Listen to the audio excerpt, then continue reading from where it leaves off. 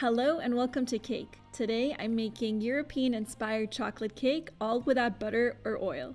You'll find the exact measurements in grams and cups in the link below. Let's go right to the ingredients.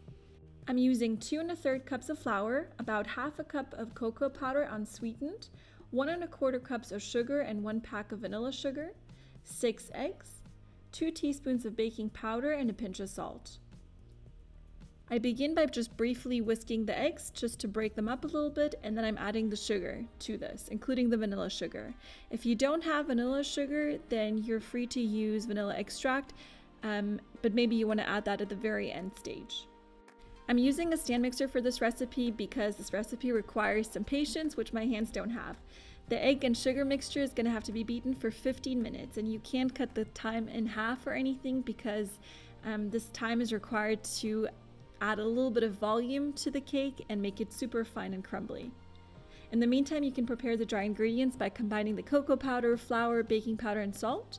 And then when ready, you're going to fold in the dry ingredients into the egg mixture, probably in 3 or 4 different stages.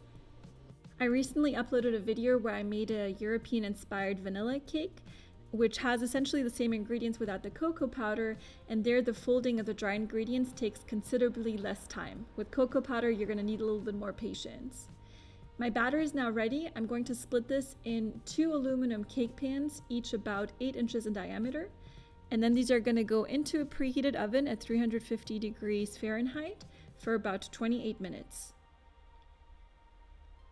And this is what they look like when they're done. I'm going to let them cool in the pan for about 5 minutes and then remove them and let them cool for about an hour until I'm ready to work with them.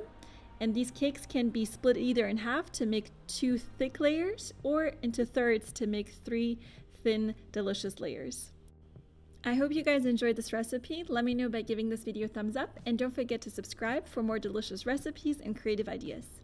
Thank you for watching, and see you next time.